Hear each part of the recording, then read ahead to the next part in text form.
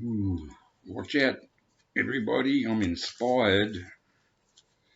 Um, just been watching this one again. Highly recommended. Highly, highly recommended.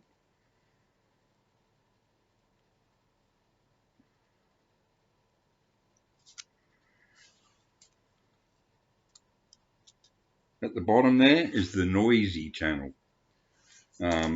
Tad busted circuits and ringing ears / found tapes. It's an awesome, awesome, awesome documentary of the probably, well, definitely the best band to come out of Seattle in the late 80s, Tad. And, oh man, it is so great. So I'm going to do it again. I just got to do it. I'm inspired, mate. Inspired. Varsity Blows, the first album.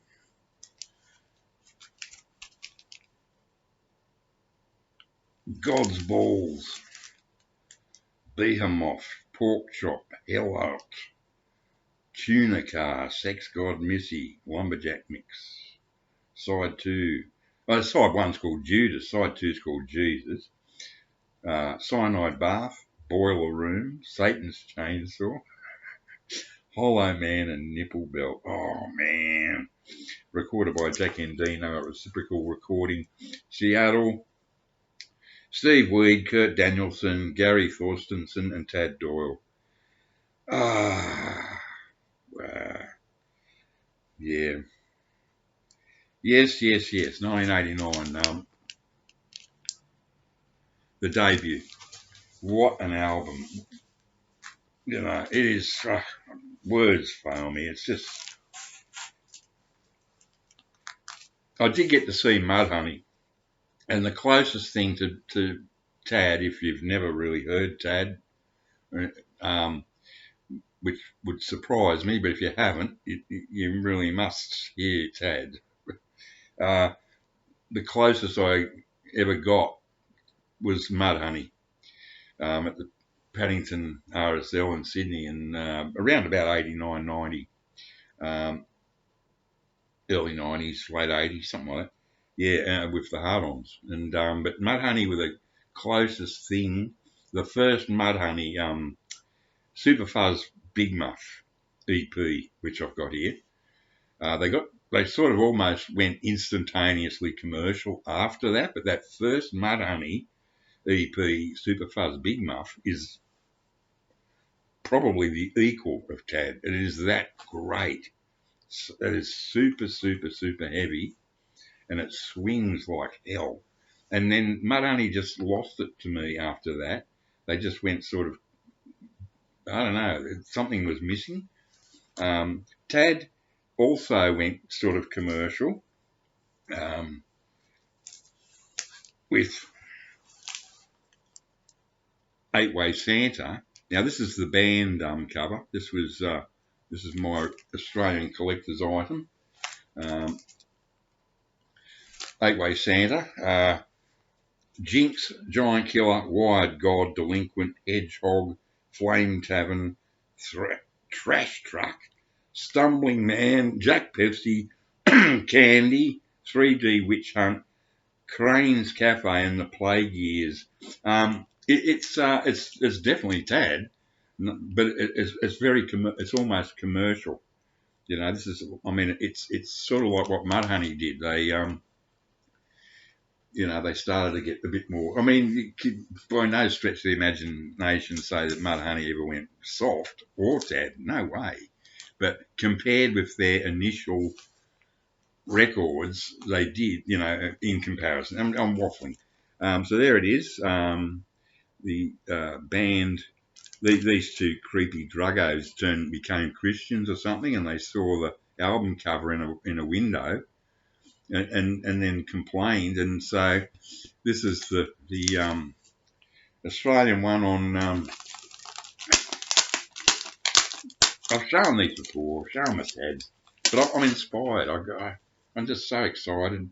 This is the Australian one on red vinyl on the wonderful Waterfront label, my favourite import record shop in Sydney, where I bought these records actually. I bought all these records at Waterfront. Just realised. So yes, there was coloured vinyl in the late 80s for sure. Yeah, so that's the Australian release. Oh, and I forgot I had this. This is a promo.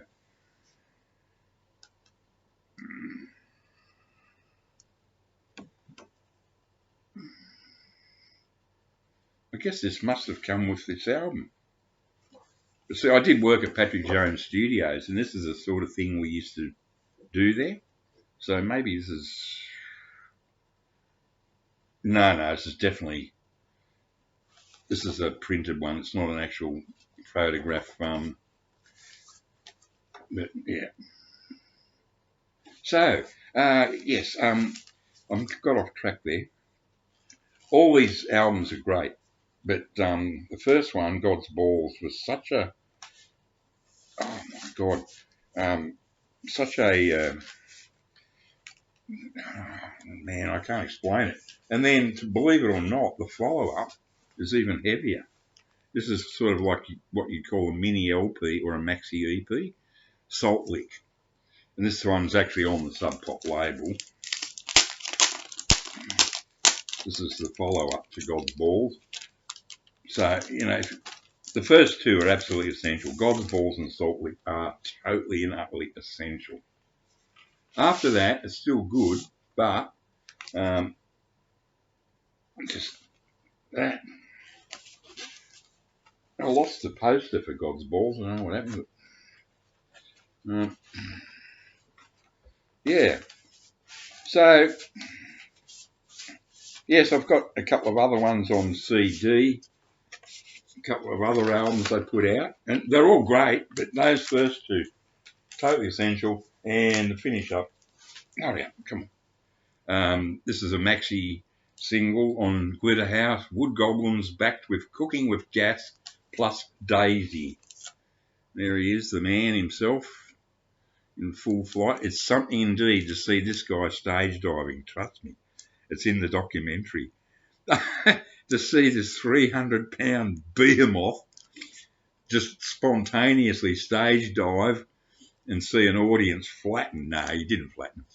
But, and there's a mighty, wonderful Peter Bagg cartoonist rear cover there. And Peter Bagg actually had Tad appear in one of his comic books. 1989. Anyway, so enough of that. So, yeah, inspired, happy as, highly recommended, especially if you've never heard of Tad or even seen or anything. Okay, we'll catch you later.